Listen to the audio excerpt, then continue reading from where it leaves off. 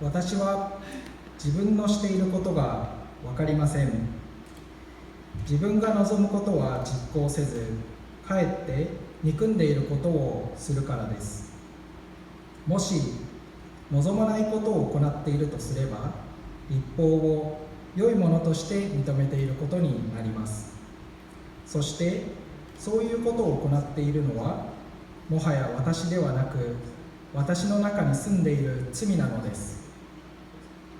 私は自分のうちには、つまり私の肉には善が住んでいないことを知っています。善をなそうとする意志はありますが、それを実行できないからです。私は自分の望む善は行わず、望まない悪を行っている。もし私が望まないことをしているとすれば、それをしているのはもはや私ではなく、私の中に住んでいる罪なのです。それで善をなそうと思う自分にはいつも悪がつきまとっているという法則に気づきます。内なる人としては神の立法を喜んでいますが、私の五体にはもう一つの法則があって、心の法則と戦い、私を五体のうちにある罪の法則の虜にしているのがわかります。私はなんと惨めな人間なのでしょう。死に定められたこの体から誰が私を救ってくれるのでしょうか。私たちの主イエス・キリストを通して神に感謝いたします。このように私自身は心では神の立法に仕えていますが、肉では罪の法則に仕えているのです。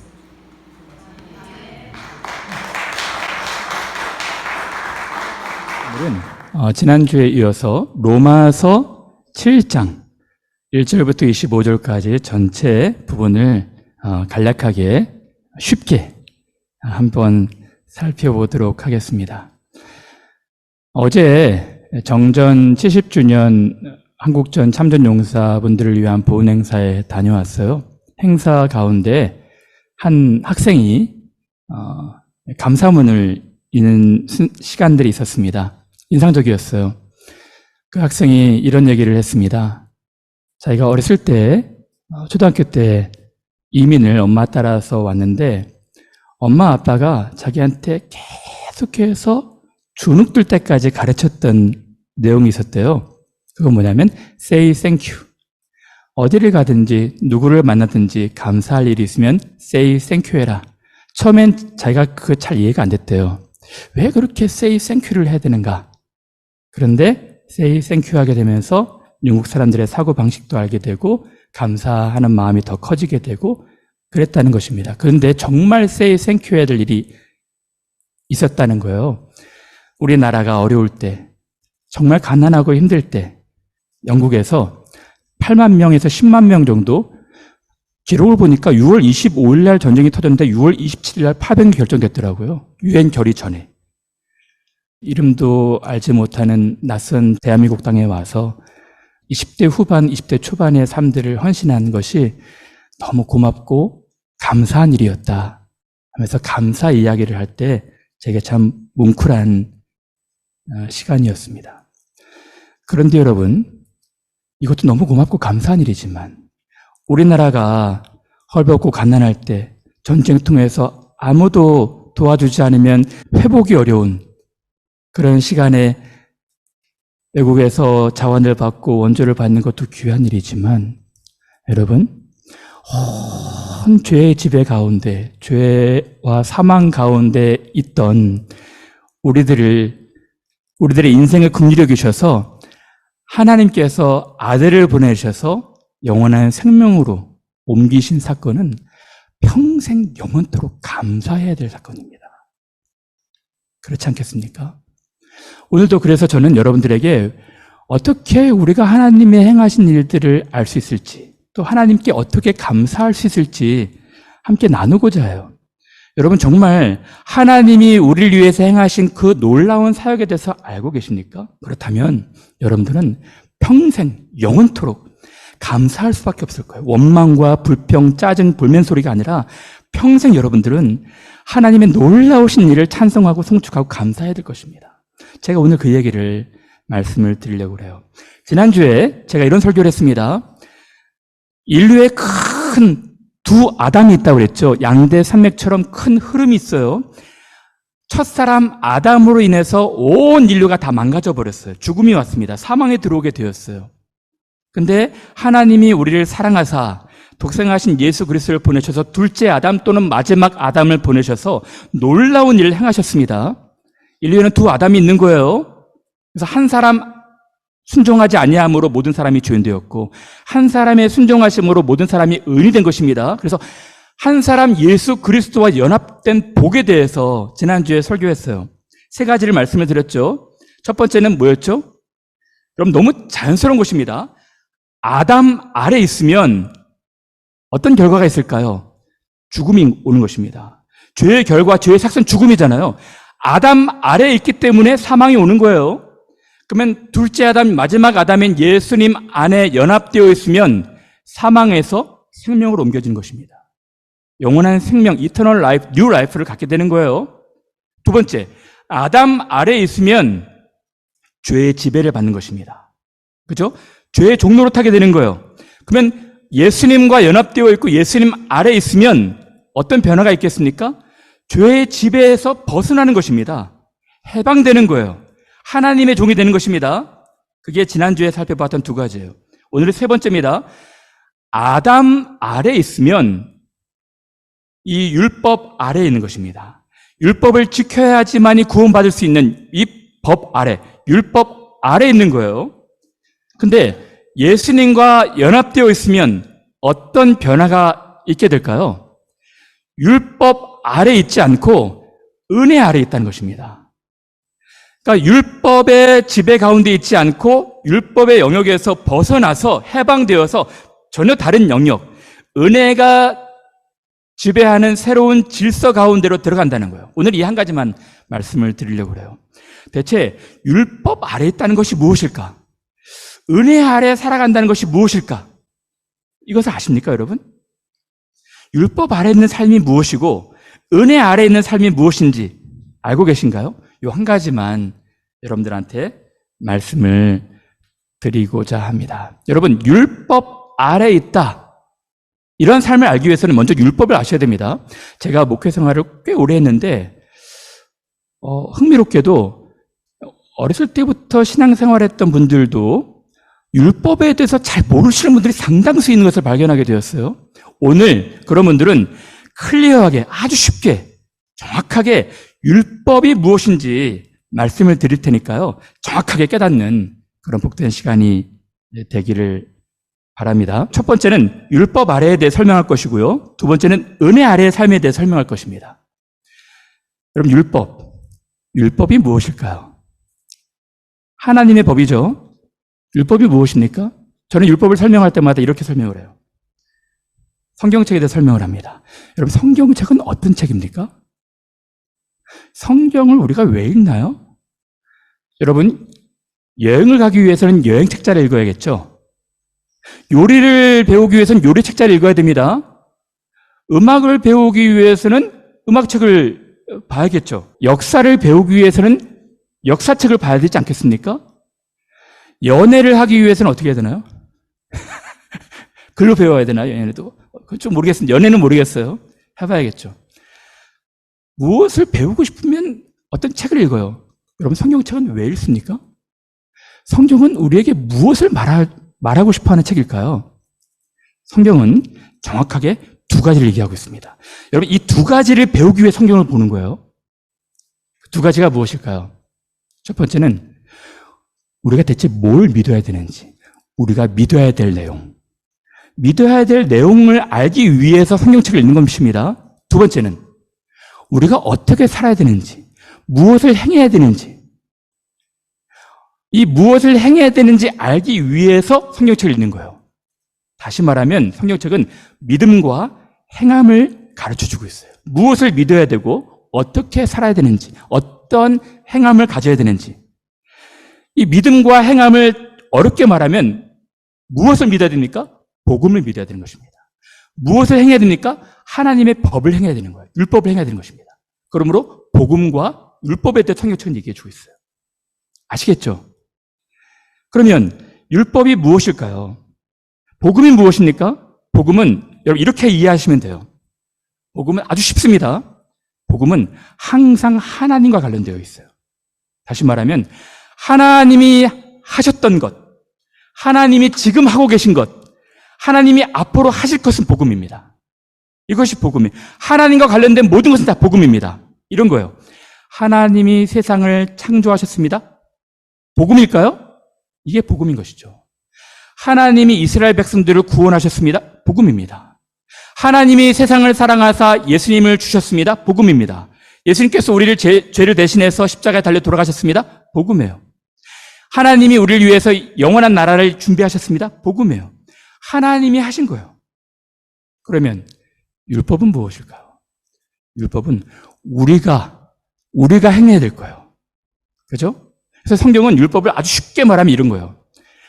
명령어로 표현되어 있습니다. 하라, 하지 말아라.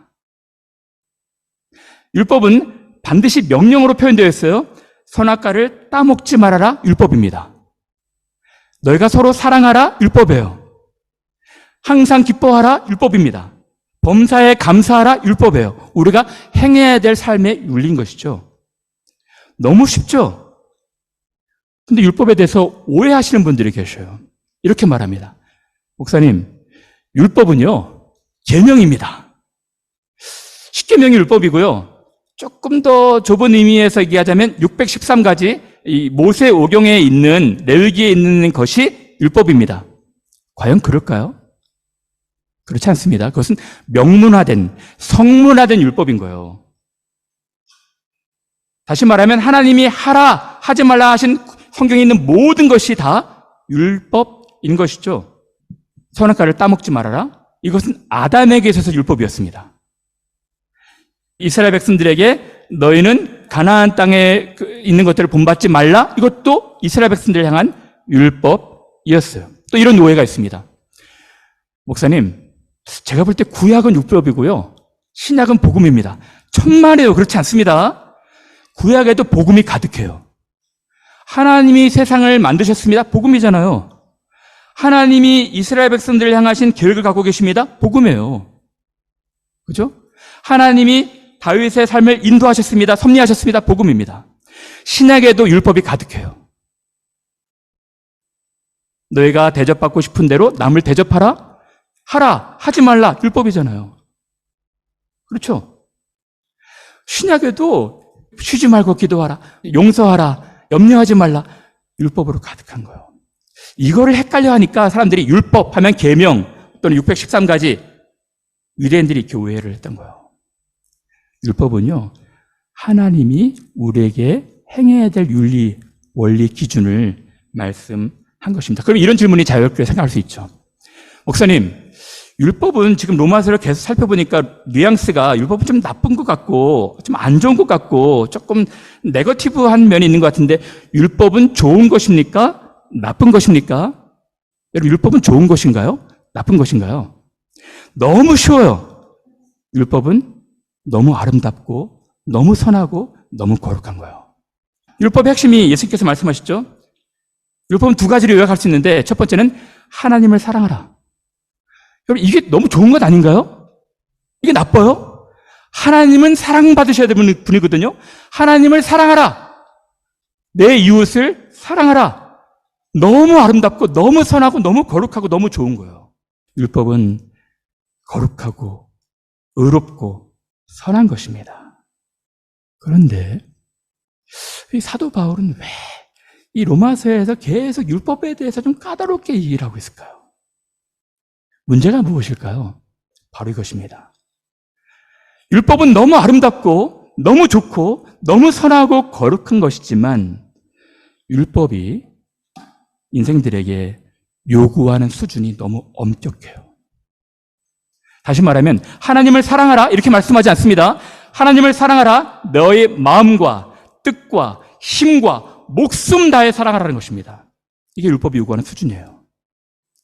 누가 그렇게 사랑할 수 있어요? 율법은 또 말합니다. 안식일을 기억하여 거룩히 지켜라. 안식일을 어기는 자는 죽일지니라. 완벽하게 지키라는 거예요. 목숨 다해서. 예배 시간에 5분, 10분 늦으면 안 되는 거예요. 좀 죽음을 당하는 거예요. 옛날 말로 한다면. 철저하게, 완벽하게 지키기를 바라시는 거예요. 율법의 요구가 그렇습니다. 내 이웃을 사랑하라. 좋은 것이죠. 어떻게 사랑해야 되나요? 내 자신처럼, 내 몸처럼, 네가 너를 사랑하는 것처럼 이웃들을 사랑하는 것입니다. 가능할까요? 이게 가능할까요? 율법은 너무 아름답고 선하고 이런 것인데 우리에게 요구하는 수준이 너무 엄격해요. 살인하지 말라 너희가 들었지만 남들을 미워하는 자마다 이미 마음에 살인한 자라는 것입니다. 거기에서 우리가 자유로운 사람이 누가 있겠어요? 여자를 보고 음욕을 품는 자마다 마음에 간음한 자래요. 거기에 대해서 자유로운 사람이 누가 있겠습니까? 율법은 너무 아름다운 것인데 하나님이 인생들에게 요구하시는 그 율법의 수준이 너무 높은 거예요. 그러면 왜 하나님이 이 지키지도 못할 너무 어렵고 힘든 까다로운 엄격한 율법을 우리에게 주셨을까요? 이거 중요한 것 아니겠습니까? 하나님이 우리에게 율법을 주신 이유가 무엇입니까? 세 가지를 말씀을 드릴까요? 첫 번째는 삶의 기준을 제시하신 거예요. 하나님 백성들이 이렇게 살아라 라고 삶의 기준을 제시하신 것입니다.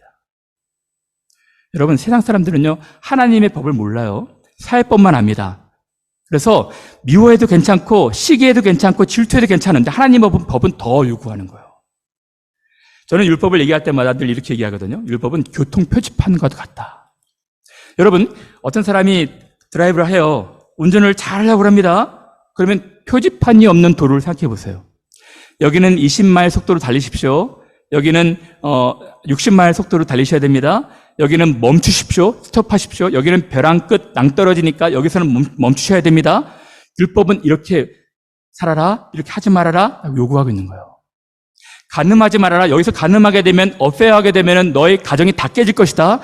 여기서 멈춰야 된다. 혹시 네 마음이 그런 마음이 들지라도 여기서 멈춰야 된다. 율법이 얘기하고 있는 거예요. 여러분, 율법을 어기게 되면 어떻게 됩니까? 잠깐 탐닉해서 좋을 수 있어요. 인생이 망가지는 거예요. 하나님 우리를 너무너무 사랑하시기에 이 선을 넘지 말아라. 이 선을 넘으면 내 인생이 불행해질 것이다. 가정이 불행해질 거야. 하나님 우리를 사랑하시기에 하나님의 기준을 제시하신 거예요. 여러분, 다시 말씀을 드립니다. 율법은 우리가 율법을 지켜서 구원받으려고 준 것이 아니에요. 하나님 백성들은 이렇게 살아야 된다라고 삶의 기준을 제시하신 거예요. 가만히 보십시오. 모세가 이스라엘 백성들을 인도했어요. 인도한 다음에 하나님이 법을 주시잖아요. 그러니까 구원을 받은 다음에 구원받은 백성들은 이렇게 살아라라고 율법을 주신 것이지, 구원받기 위해서 이 율법을 지키면 너희들이 이 애굽에서 나올 수 있을 거야 이렇게 말씀하지 않으신 거예요. 다시 말하면 사람들은 참 악해서 이 법을 잘 안 지키려고 그러거든요. 하나님이 적어도 하나님 백성들이라면 이런 기준, 이런 스탠다드를 가지고 살아야 된다라고 율법을 기준으로 제시하신 거예요. 더 중요한 목적이 있습니다. 율법을 주신 목적. 하나님이 율법을 왜 주셨을까? 여러분, 율법이 없으면요, 사람들은 악해서 죄를 죄로 알지 못합니다. 남들 미워하고 시기하고 질투하고. 누가 죄라고 말을 해요? 사회법은 그렇게 말하지 않습니다. 하나님의 법이 얘기하는 거예요. 다른 것을 탐내는 것. 바울은 탐심이 죄인 줄 알지도 못했어요. 율법이 얘기하는 것을 보고 깨달은 것입니다. 율법이 죄냐? 그럴 수 없느니라. 율법으로 말미암지 않고는 내가 죄를 알지 못하였으니 곧 율법이 탐내지 말라 하지 아니하였더라면 내가 탐심이 죄인지 알지 못했던 것입니다. 하나님께서는 법을 주셔서 이렇게 해야 되는 것은 죄고, 이렇게 다른 사람에게 포곤하는 것, 마음 상하게 하는 것, 나가라 하고 바보라고 하는 것 정말 악한 죄다 라고 말씀하시는 거예요. 율법을 통해서 이게 죄구나. 사랑하는 배우자의 마음을 아프게 하는 것, 이게 죄구나. 알게 되는 거예요. 제가 지난번에 말씀드렸죠. 우리 온 인류는 심각한 바이러스, 죄라는 질병에 감염되었습니다. 감염되었는데 율법을 비유하자면 진단 키트예요. 진단 키트가 없으면 콜록콜록하지만 자기 증상을 잘 몰라요. 진단 키트를 통해 가지고 내가 감염됐구나. 율법이 그 역할을 한다는 것입니다. 근데 유대인들의 오해가 무엇입니까? 율법이 백신인 줄 알았어요. 율법을 믿으면, 율법을 잘 지키면 구원받는 줄 알았어요. 그러니까 진단 키트 갖고 이게 백신인 줄 알고 막 진단 키트로 자기를 고쳐보려고 하는 것입니다. 얼마나 어리석어요. 율법은 우리 죄를 깨닫게 하는 진단 키트, 거울과도 같은 거예요. 우리 몸에 얼마나 오염되는지 잘 모르지만 율법에 비춰서 보면 이것이 죄였구나. 회개해야 되는 거였구나. 알게 되는 것입니다. 그러면 세 번째 목적입니다. 하나님이 율법을 주셔서 죄를 깨닫게 하는 것, 우리를 정죄하기 위함일까요? 너는 죄인이야. 너는 심각한 죄인이야 라고 정죄하기 위해서 율법을 주신 것 아닙니다. 율법을 통해서 우리의 죄를 깨닫고 부여잡고 의무로 말미암아 그리스도께로 인도하는 거예요. 그리스도께로. 그러니까 율법의 행위로는 그의 앞에 의롭다 하심을 얻을 육체가 없다는 것을 깨닫고 자신의 죄를 부여잡고 울고 율법이 아닌 하나님의 놀라운 은혜를 발견하는 그리스도께로 인도하는 것입니다. 사람이 의롭게 되는 것은 율법의 행위로 말미암이 아니요 오직 예수 그리스도를 믿음으로 말미암는 줄 알므로 우리도 그리스도 예수를 믿나니 율법의 행위로서는 의롭다함을 얻을 육체가 없는 것입니다. 그러니까 여러분 정확한 율법에 대한 깨달음이 있다면 여러분들은 반드시 이런 감정을 갖고 계셔야 돼요. 절망감입니다. 절망감. 도무지 나는 이 율법을 지킬 수 없다. 어마어마한 큰 벽에 부딪힌 것처럼 우리 스스로 율법을 지켜서 구원받을 수 없다는 절망감이 드셔야 돼요. 그때 한 줄기 빛이 비치는 거예요. 우리 스스로 지키는 것이 아니라 하나님이 우리를 사랑하셔서 예수 그리스도를 보내심으로 그를 믿음으로 말미암아 율법이 아닌 예수 그리스도를 믿는 우리가 의를 얻게 되는 것. 이것이 복음인 것이죠. 이것이 복음인 것입니다. 또 하나님 앞에서 아무도 율법으로 말미암아 의롭게 되지 못할 것이 분명하니 이는 의인은 믿음으로 말미암아 살리라 하였음이니라. 예수께서 마태복음 11장 얘기하시죠. 수고하고 무거운 짐진 자들아 다 내게로 오라. 내가 너희를 쉬게 하리라. 당시 유대인들은요, 바리새인들은요, 자기도 지키기 힘든 율법들을 다른 사람들한테 무거운 멍에로 지어주고 자기도 막 힘들게 지키려고 그랬어요. 예수님 너무 불쌍하게 여기신 거예요. 수고하고 무거운 짐진 자들아 다 내게로 오라. 내가 너희를 참된 힘을 주겠다. 안식을 주겠다. 내 짐은 쉽고 멍에는 가볍다. 라고 말씀하신 것입니다. 여러분, 율법의 역할이 무엇입니까? 율법은 하나님의 백성들이 살아야 될 원리를, 윤리를, 기준을 제시합니다. 그리고 죄를 깨닫게 하는 것. 죄를 깨닫게 하는 것이 목적이 아니라요. 더 나아가서 우리의 죄를 부여잡고 예수님께 인도되는 것이 율법의 역할인 것입니다. 모든 사람들은, 아담 아래에 있는 모든 사람들은 다 율법 아래 태어나서 율법 아래 죽는 거예요. 근데요, 놀라운 일이 있는 것입니다. 예수 그리스도께서 하신 일로 말미암아 그를 믿음으로 말미암아 우리가 율법에서 이제 해방되고 자유로워진 거예요. 유대인들이 궁금하겠죠? 그런 법이 구약에 어디 있느냐? 구약에도 말씀하신 것입니다. 여러분, 출애굽한 백성들 보십시오. 율법을 지켜서 구원받은 것이 아닙니다. 구원받은 사람들이 이 율법을 지키라고 하나님 백성이 이렇게 살아야 된다고 하나님 법 주신 거예요. 근데 하나님이 그 법을 지킬지 완벽하게 지킬 줄 기대도 하지 않으셨어요. 그래서 하나님이 똑같이 제시한 것이 뭡니까? 성막 만들라는 거예요. 너희들 내가 율법을 주지만 성문화로 주지만 너희들 못 지킬 거야. 못 지킬 때마다 너희들 성막에 들어가서 어린 양 잡아라.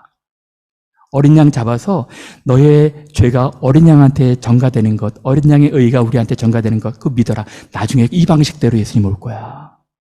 정결 시스템으로 주신 거예요. 율법도 주셨지만 율법을 지키지 못해서 막 우울해하고 억울해하는 사람들 이 정결 시스템을 주시면서 예수 그리스도를 보여주고 싶었던 것입니다. 이거예요. 자, 이제 복음에 대해서 말씀을 드립니다. 모든 사람들은 다 율법 아래에 있어요. 아담과 연합되어서 율법 아래 태어납니다. 하나님의 법을 완벽하게 지켜야지 구원받는데 의는 없나니 하나도 없어요. 불가능합니다. 하나님이 하신 일이 무엇입니까? 하나님이 하신 일이 있어요. 그것은 율법의 요구를 이루신 거예요. 여러분, 율법의 요구가 무엇입니까?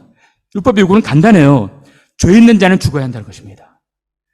죄의 삭스는 사망이니까 죄 가진 인생은 죽어야 한다는 것이 율법의 요구예요.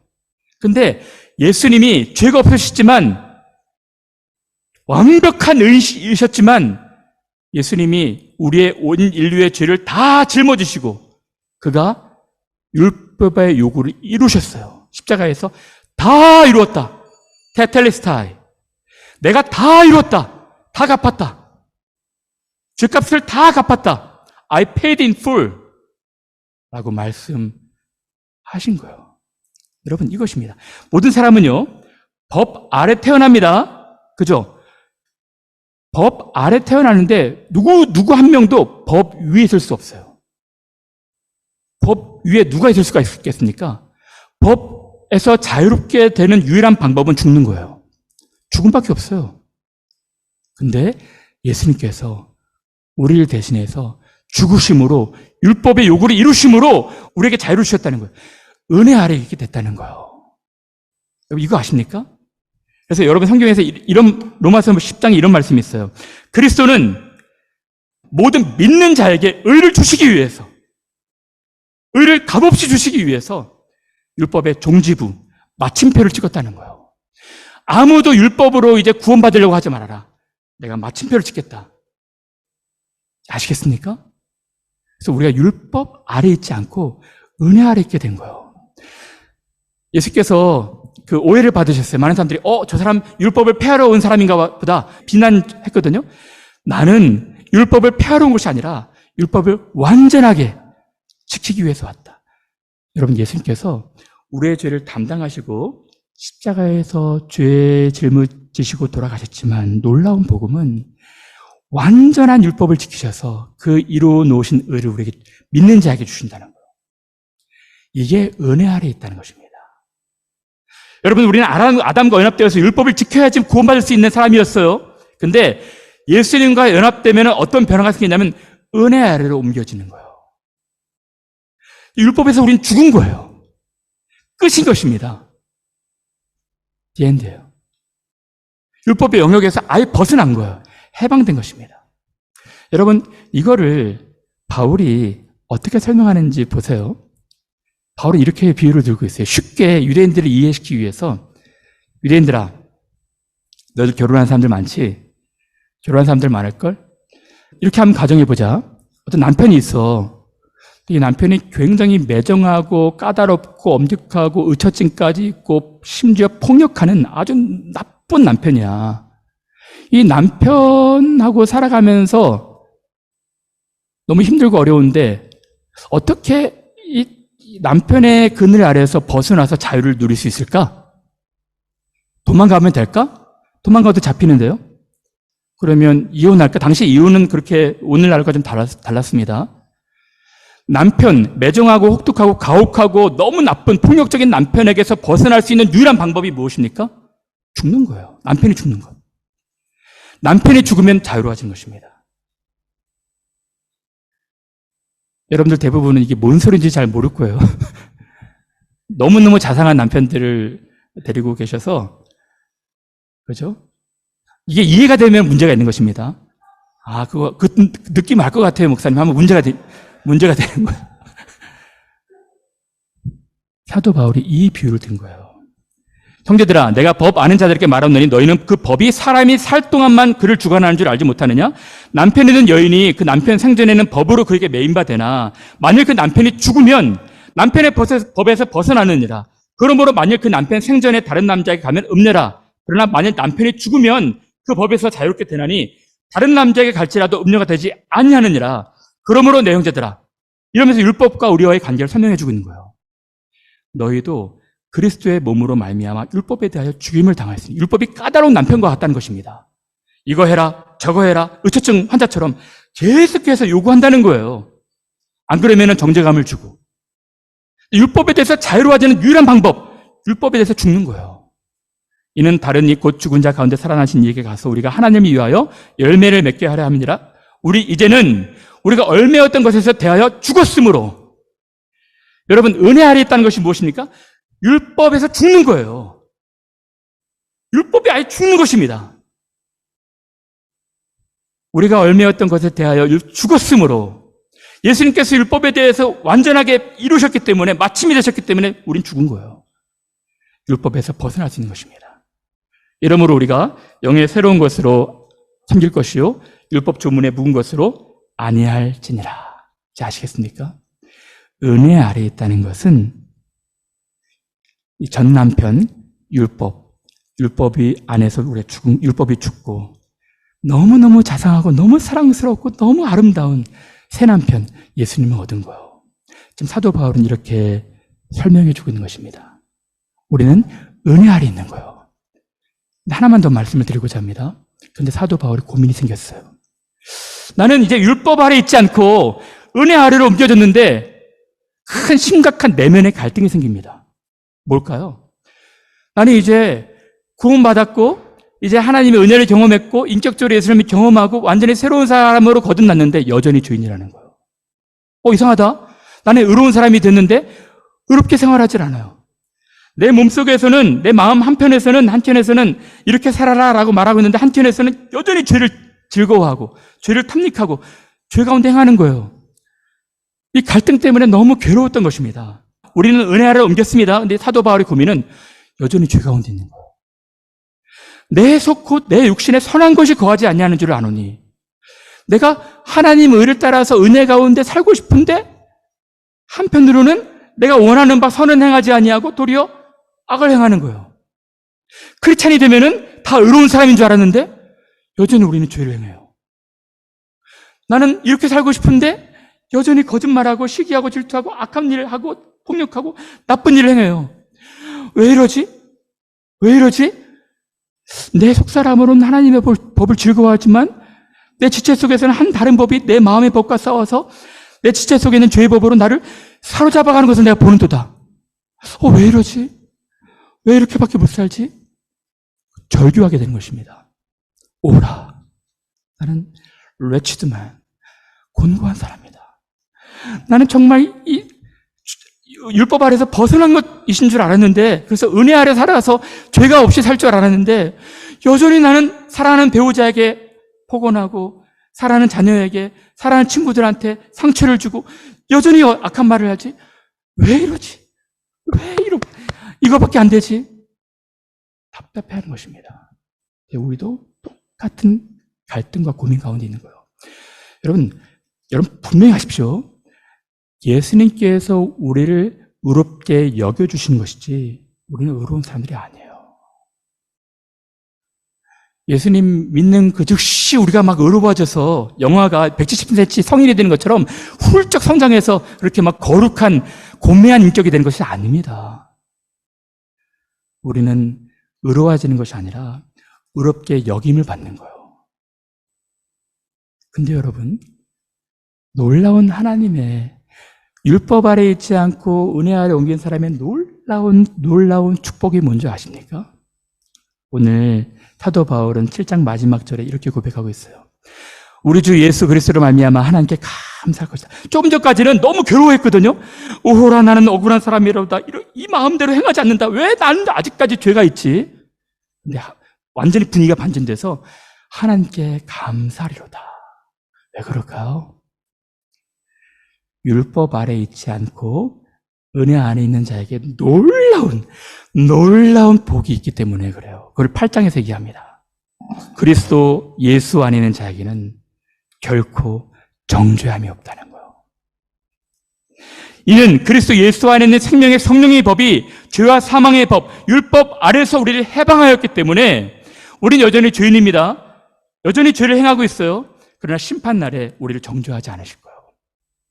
왜? 우리 은혜 아래 있기 때문에, 죽었기 때문에.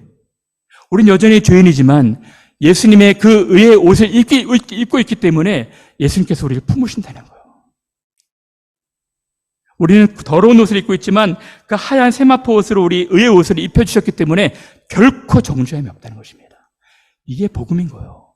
여러분, 이 복음을 아십니까? 예수 그리스도를 믿는 은혜 아래 있는 사람에게는 결코 정죄함이 없는 거예요. 그리고 또 우리에게 주시는 복음이 무엇입니까? 우린 여전히 죄인이에요. 죄로 인해서 힘들어해요. 갈등해요. 내가 왜 그랬지 힘들어요. 근데요, 우리 마음에 세상 사람이 갖지 못한 성령의 마음을 주입하신다는 거예요. 그래서 하나님의 법, 너무 사랑스럽고 의롭고 아름다운 그 거룩한 법을 지킬 수 있도록 성령께서 도우신다는 거예요. 이것이 복음인 것입니다, 여러분. 이것이 복음이에요. 이 구약성경 에레미야와 에스겔에서 말한 것이 무엇입니까? 딱딱한 마음, 굳은 마음, 이 견고한 마음을 다 제거하고 내 영을, 내 성령을, 내 신을 너희 마음속에 두어서 하나님의 아름다운 법을 지킬 수 있도록 도와주신다는 거예요. 이것이 그리스도인에게 찾아온, 은혜 아래 있는 자에게 찾아온 놀라운 변화예요. 사람들은 막 스스로 하려고 그러거든요. 우리는 우리 안에 있는 생명의 성령이 우리를 말할 수 없는 탄식으로 하나님의 법을 사랑하고 지킬 수 있도록 도와주신대요. 그것이 로마서 8장에서 말하고 있는 것입니다. 다음 주에 제가 말씀을 드릴 거예요. 다음 주에 로마서 8장은 이런 내용이거든요. 성령께서 우리를 도우신대요. 그러므로 너희 이 한편에 있는 죄의 마음을 따라가지 말고 성령의 시키는 대로 순종하고 성령의 소욕대로 살라는 것입니다.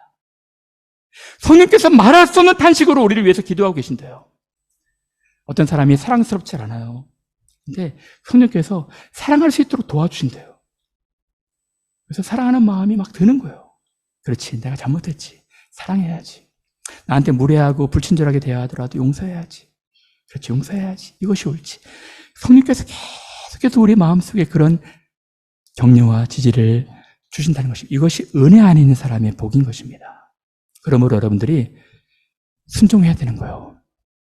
이제 말씀을 마칩니다. 사랑하는 여러분, 율법 아래에서 해방되고 은혜 안에 있는 사람의 복에 대해서 아십니까? 여러분, 율법 아래에 있는 사람들, 율법은 선하고 의롭고 거룩한 것이지만 율법을 지켜서 구원받을 사람 아무도 없어요. 단 한 명도 없습니다. 의는 없나니 한 명도 없는 거예요. 아무리 고매한 인격을 가져도 안 된다는 거예요. 여러분, 수영 잘한다고 해서 태평양을 건널 수 있습니까? 500m, 1000m는 갈 수 있을지 몰라요. 근데 아무리 자기가 뽐을 내도 태평양은 못 건너는 거예요. 사닥다리를 놓고 하늘까지 닿을 수 있습니까? 자기가 한번 높이 올라가 봐야겠다. 하늘까지 못 올라가는 거예요. 우리는 안 돼요. 근데 이 안 되는 일을 하나님이 하셨다는 거예요. 우리는 놀라운 은혜 아래 보호받은 사람들입니다. 우리가 여전히 죄 가운데서 갈등하지만 신음하지만 성령께서 계속해서 말할 수 없는 탄식으로 우리를 도와주고 계신데요. 그래서 여러분 순종하셔야 됩니다. 그래서 더 의롭게, 더 아름답게 사셔야 돼요. 여러분들은 은혜 안에 있는 사람입니까? 은혜 안에 있는 사람으로 살아가고 있습니까? 그러면 여러분 안에 계신 성령의 말씀을 순종하십시오. 하나님을 사랑하는 귀한 분들 되시기를 바랍니다.